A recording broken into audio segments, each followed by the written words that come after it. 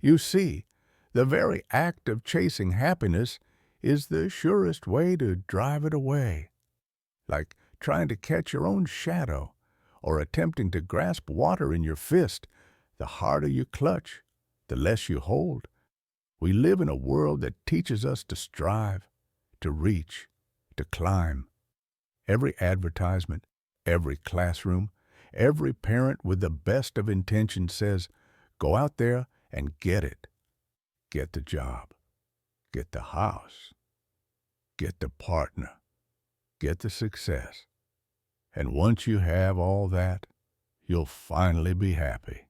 But have you noticed, the moment you make happiness into a goal, a thing to be achieved, something that sits just beyond the next hill, it vanishes.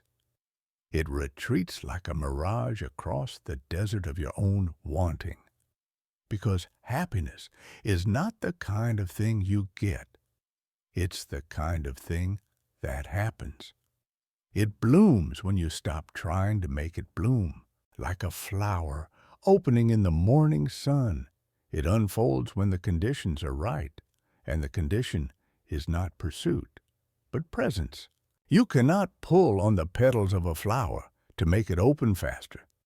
You can only give it warmth, water, and space, and it will do so in its own time.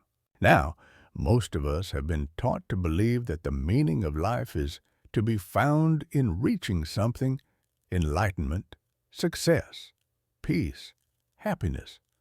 We've been told to fix our eyes on the horizon and march forward like determined soldiers of progress.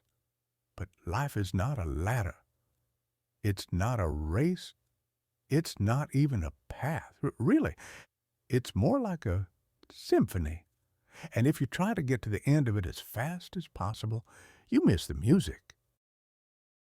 To live fully is not to arrive, but to dance. Think of laughter. You don't laugh to reach a goal, do you? You laugh because something moves you in that very moment. You don't ask, how long should I laugh to make it worth it? You just laugh. It happens through you. In the same way, happiness is not something you do. It's something that happens when you stop doing. You might say, but surely I must do something to be happy.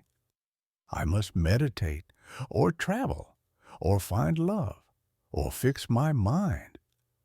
But notice the subtle trap there, the assumption that happiness lies somewhere else, that it will come after the effort.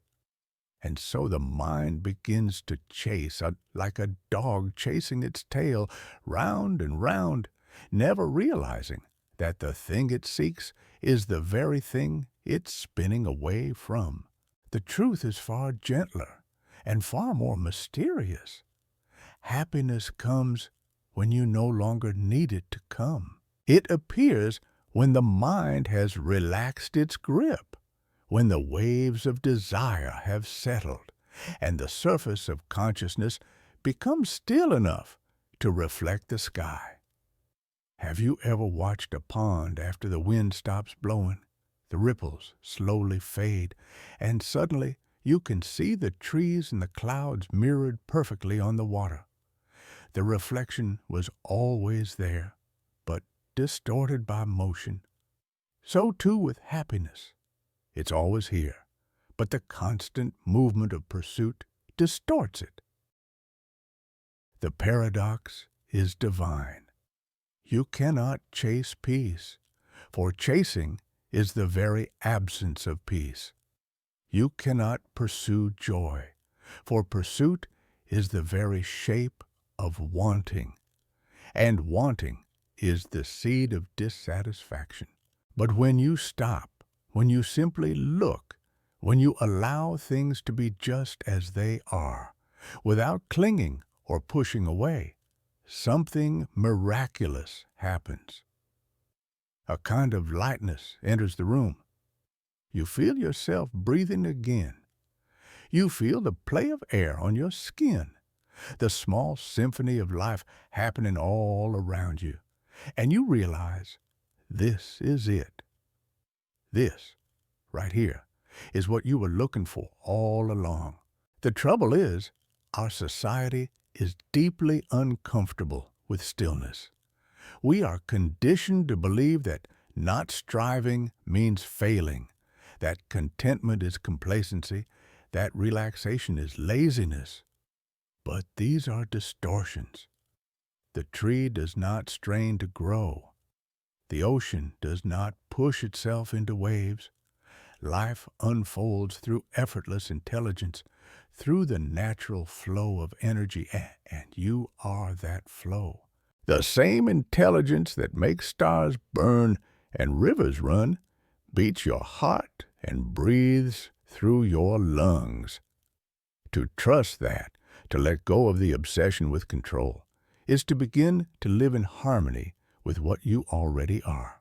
Imagine a musician so obsessed with playing the perfect final note that he forgets to enjoy the melody.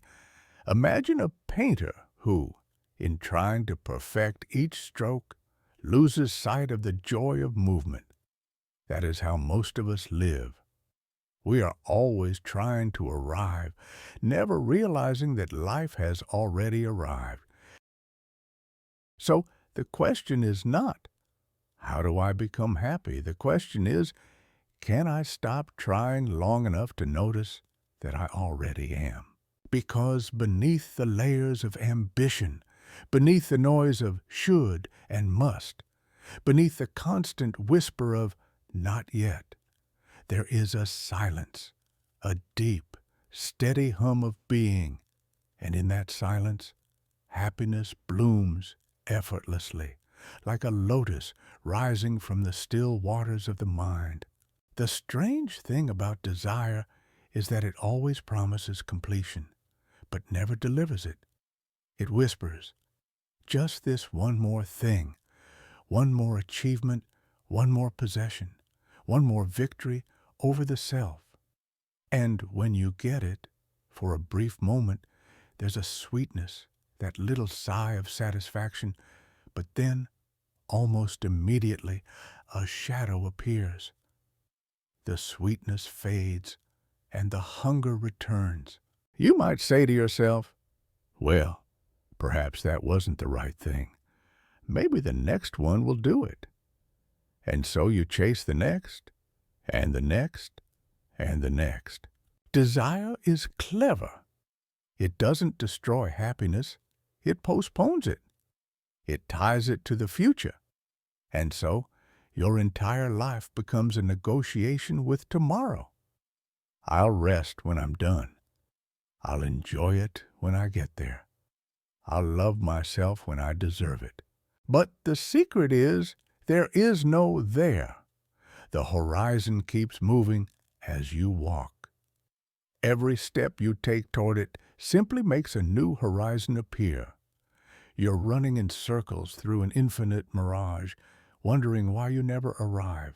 The world we've built thrives on this mirage. The marketplace of human dreams, advertisements, social media, ambitions. It all runs on one simple message: you are not enough yet. And as long as you believe that, you will keep reaching and buying and striving.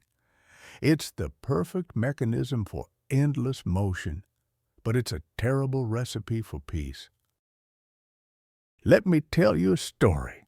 Once, there was a man who loved butterflies. He admired their beauty, their grace, their effortless dance through sunlight. So he decided he would catch them, keep them, and surround himself with their loveliness. He brought nets, built glass boxes, and began to collect them, each one pinned perfectly, labeled neatly, displayed proudly. And yet, as the years went by, he realized that his room full of butterflies was lifeless. The very thing that made them beautiful, their freedom, had vanished. He hadn't loved butterflies. He had loved the idea of possessing beauty. And this, my friends, is what happens when we pursue happiness. We try to capture it, define it, frame it, and in doing so, we kill its movement. Because happiness, like the butterfly, is alive only when it's free. You see, joy cannot be held. It can only be lived. But we are terrified of that freedom. We want happiness to be predictable, permanent, ours. We want to keep it in a glass box, safe from the winds of change. Yet it's precisely the winds that make the butterfly fly. The truth is, every attempt to control life tightens the noose around the neck of joy. Control is the great illusion, the belief that we can engineer our way into fulfillment. But life is not a machine to be managed. It is a mystery to be danced with. Think of a child playing by the seaside. She doesn't plan her joy. She doesn't need a reason to laugh as the waves chase her feet. She doesn't say, "I must play efficiently." She simply plays. And because she isn't trying to make the moment meaningful, it becomes infinitely meaningful. But somewhere along the way, we lose that innocence. We start to measure the worth of every moment by its utility. We ask, what does this do for me? Where does it get me? As if life were a journey from point A to point B, and the purpose of point A is merely to reach point B. But when you reach point B, it becomes another point A, and you continue, missing everything in between. We have forgotten how to be useless, and that, ironically, is the key to happiness. When the bird sings, it does not sing to impress anyone. When the stars shine, they do not do so for an audience. The flower does not bloom to be photographed. They simply express what they are. And in that expression lies effortless joy. You, too, are that way. When you forget yourself, when you're lost in music, in laughter, in love, when there is no watcher behind the eyes saying, "I am happy." Because the moment you say, "I am happy," you've already stepped outside the experience to comment on it. You've created a distance between yourself and the moment. True happiness has no witness. It's not something you have. It's something you are. But the ego doesn't like that. It wants to own everything, even joy. It says, "I must become enlightened. I must feel fulfilled." It turns even the art of surrender into another project of control. And so we meditate to become calm. We practice presence to be more efficient. We even try to let go in order to get something. But the moment letting go becomes a means to an end, it ceases to be letting go. Letting go means trusting that life is already happening as it should, that the unfolding of each breath, each event, each silence is enough, that you don't need to add anything to it. When you begin to see this, pursuit fades naturally. You don't have to stop chasing. The chasing simply dissolves, like mist burned off by the morning sun. Then happiness is no longer something to seek. It becomes the quiet fragrance of existence itself, something that rises from being alive, from being aware, from simply being. So perhaps the great question is not how do we find happiness, but how do we stop running from it? It's been following us all along, gently, patiently, waiting for us to stop and turn around. And when you finally do, when you stand still and look, you see that happiness was never behind or ahead of you. It was beneath your very feet, humming softly in the rhythm of your own being. Now, surrender is a word that frightens people. It sounds like defeat, like giving up, like the end of ambition. But what if it is not defeat? What if it is liberation? What if surrender simply means ceasing to fight against what already is? You see, life is not an enemy to be conquered. It is a partner in an infinite dance. And the more you try to lead it, the more it resists. But when you listen, when you move with its rhythm rather than against it, something extraordinary happens. Life begins to carry you effortlessly, as a river carries a leaf. Most of us are terrified of being carried. Oh, we think, if I stop steering, I'll be lost. But have you ever tried floating on your back in a quiet lake? At first, you tense every muscle, afraid of sinking. You kick, you gasp, you struggle. But then you realize the water holds you.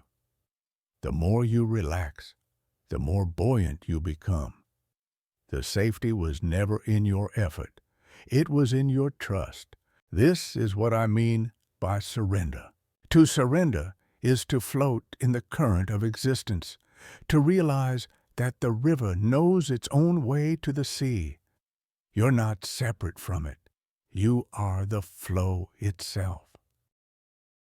And it is only when you stop resisting that you begin to experience true joy. Not the fleeting thrill of acquisition, but the quiet ecstasy of belonging. When you let go, you discover that life is not a problem to be solved, but a mystery to be experienced. You stop treating the present moment as a means to something else and begin to see it for what it is, the only reality there has ever been. The great trick of the human mind is that it divides life into fragments, past and future, success and failure, good and bad. It builds a story out of moments and then forgets that it's the storyteller. But the present, this breath, this heartbeat, this sound, is not part of any story. It simply is. And in that isness, happiness blooms naturally. Consider a musician playing without thought, the fingers moving, the melody flowing, no distinction between the player and the played. There is no I trying to control the notes. There is only music happening through the body, through the instrument, through the air. That is surrender. That is happiness. Life is that music, and you are that instrument. But we have been taught to play with clenched fists, to control the tempo, to force the tune. We forget that music requires pauses, the silence between notes, for the melody to exist at all. Happiness, too, arises in the silence between pursuits, in the gaps between desires. It is the space, not the content, that allows joy to echo.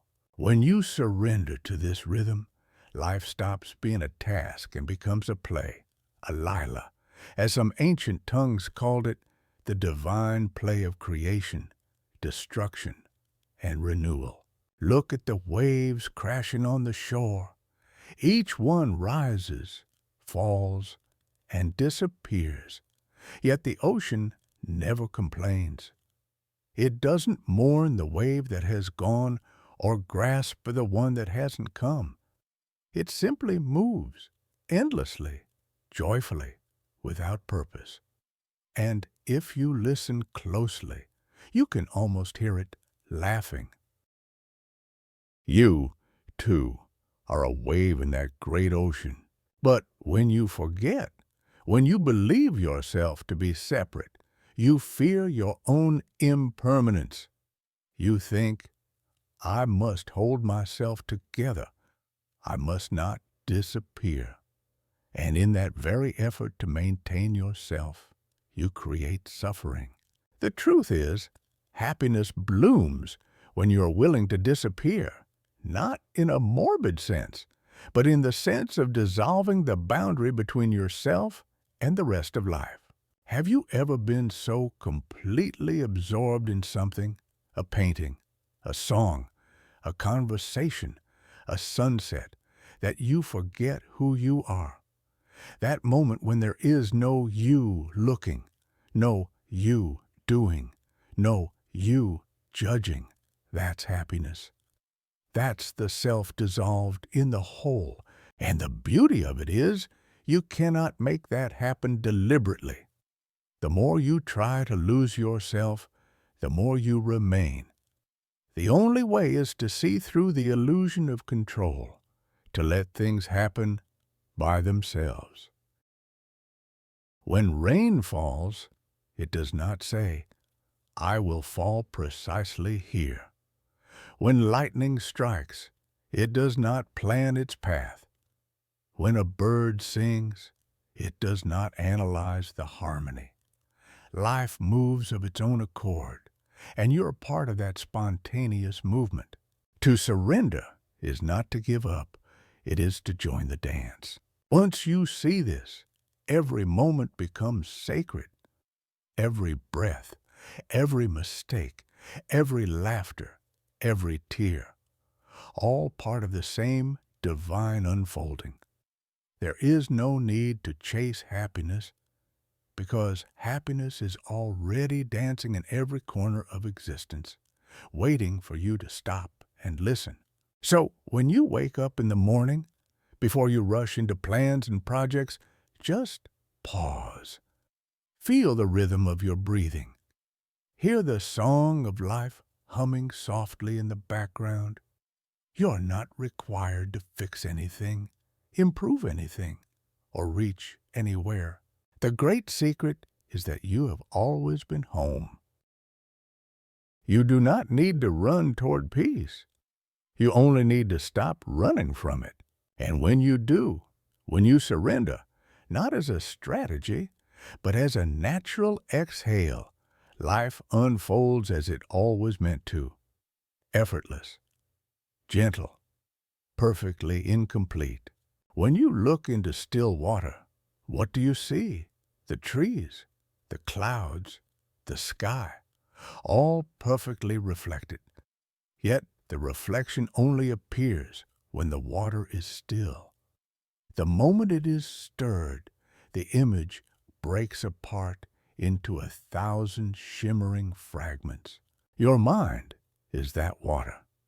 And happiness, like the reflection of the sky, appears only when the surface is undisturbed.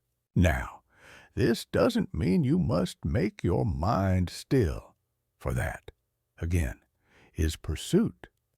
The very effort to calm the mind is the turbulence itself. Stillness is not something you achieve. It's what remains when you stop trying to achieve. Imagine a pond after rain. The ripples are many, yet left alone, they fade on their own. The water doesn't need to struggle to become clear. It simply needs to be unbothered. So too, your mind finds peace not through control, but through allowing. But allowing feels dangerous to us. We are creatures trained to intervene, to correct, to manage, to improve. We believe that without our effort, things will fall apart. Yet the truth is precisely the opposite. The universe does not need your management. It has been conducting symphonies of creation and dissolution for billions of years without your supervision. Think of breathing. You don't breathe by effort. Breathing happens.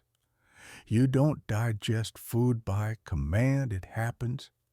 You don't make your heart beat, and thank goodness for that, or you'd never have a moment's rest. Life lives itself through you. So, when you sit quietly, without agenda, without striving, something miraculous unfolds. You begin to notice that existence is already whole, already radiant, that the silence behind thought is not empty, but alive, humming with subtle wonder. It is in that stillness that happiness blooms, not as excitement, not as a rush, but as a quiet smile in the bones of being. Let's look deeper. Most people think happiness is an emotional state, a sort of psychological weather.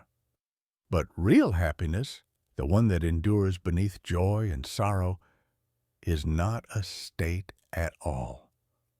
It is the recognition that every state is perfectly natural. Rain or shine, laughter or grief, it is all part of the same harmony. You can be happy even while sad, because happiness, in its truest sense, is not the opposite of sadness. It is the acceptance of it. Think of music again. If every note were the same, it wouldn't be music. It would be noise. It's the contrast, the rise and fall, the tension and release that creates beauty. In the same way, life's highs and lows are what make it a song. To resist one half is to silence the whole. So, happiness isn't found by eliminating pain, but by seeing it as part of the dance. Pain says, "You are alive." Joy says, "You are whole." Together, they say, "You are." The art of effortless living, then, is not about perfection. It's about intimacy. Being intimately connected with what is, without the need to improve or reject it. When you walk through a forest, you don't scold the crooked trees for not being straight. You don't repaint the fallen leaves. You accept the whole scene, the wildness, the decay, the rebirth, as part of the same living tapestry. But when it comes to ourselves, we become tyrants. We prune, we polish, we judge. We say, "This part of me is unworthy. This emotion is inconvenient. This thought must go." Yet, what arrogance! To think you can improve on the pattern of the universe. You are not a sculptor chipping away at marble. You are the marble and the sculptor and the sculpture, all happening together, moment by moment. To live effortlessly is to let this sculpture carve itself, to let existence reveal its shape without your interference. And here is the beautiful paradox. When you stop forcing life to be beautiful, it becomes beautiful. When you stop insisting that happiness must feel a certain way, it reveals itself in 1,000 subtle forms, in the quiet of dawn, in the laughter of a stranger, in the warmth of tea between your hands. You begin to see that everything is alive, not just you, but the air, the light, the dust drifting in the sunbeam, all of it dancing in perfect rhythm without a conductor. The great tragedy is that we spend so much of our lives waiting for things to align, waiting for permission to feel at peace. But the permission was never needed. The door has always been open. When you drop the pursuit, when you sit as you are, breathe as you are, think as you are, happiness is already here. It was only hidden by the noise of your search. Do you see? The absence of pursuit is not emptiness. It is spaciousness, the kind in which everything belongs. That stillness you fear is not death. It is life in its purest form, untouched by the anxious hand of control. And when you trust it, really trust it, a remarkable transformation happens. You realize that nothing was ever missing. All your searching, all your becoming was like trying to find the air you were already breathing. There's a quiet wisdom in recognizing that everything we hold dear, every joy, every sorrow, every sunrise and heartbeat, is fleeting. At first, this can seem terrifying. We cling harder when we sense things slipping through our fingers. Yet it's precisely because life is impermanent that it can be so profoundly beautiful. Imagine if the cherry blossoms never fell. Their beauty would become invisible. The marvel lies in their momentary existence, the fragile balance between arrival and departure. The same is true of us. We are waves rising and falling in the ocean of being, brief yet luminous. When we try to hold happiness still, to freeze it in place, we miss the living nature of it. Happiness is not a possession, it's a motion. It breathes, it shifts, it flows. It's like a breeze that comes through an open window. You can feel it, delight in it, but you can't trap it. If you shut the window, it disappears. So the art of being happy is the art of keeping the window open, to welcome whatever drifts through. The laughter, the sadness, the stillness, the longing, each one a guest in the house of your being. When you stop insisting that happiness must last forever, you free yourself from the fear of its ending. You begin to savor it as it is, brief, radiant, enough. Think of a melody again. Its power lies in its impermanence. You can't hold a note forever, for it must fade to give rise to the next. The silence between the notes is not absence, but the womb of continuation. The song exists because it changes. In the same way, life exists because it moves, because nothing stays. We spend so much time yearning for permanence, the unchanging love, the lasting joy, the eternal calm. But imagine if everything truly were permanent, no growth, no decay, no surprise, no release. That would not be life. That would be a marble statue of life. The joy of being alive lies in its constant transformation. You are not meant to remain the same. Each breath is a small death, and each inhalation a new birth. You are renewed countless times a day, though you rarely notice. So, happiness, in its deepest sense, is not the experience of holding on. It is the grace of letting go again and again and finding beauty in the movement itself. When you accept impermanence, something marvelous happens. Ordinary moments start to glow. The sunlight through a kitchen window, the smell of rain on the pavement, the warmth of a hand held briefly in yours. You stop waiting for life to deliver grand experiences and begin to notice that the grandness was hidden in the small ones all along. You begin to see that the miraculous is woven into the mundane, because happiness is not somewhere out there waiting to be discovered. It is here, now, hidden beneath the veil of ordinary life. To find it, you don't need to scale mountains or sit in caves. You simply need to look, to listen, to soften. The moment you do, even washing dishes becomes a dance, the rhythm of your movements, the sparkle of water, the sensation of warmth. You begin to feel life expressing itself through you in everything you do.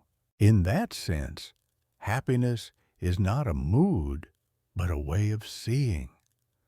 It's what happens when the mind is no longer dividing life into what it wants and doesn't want.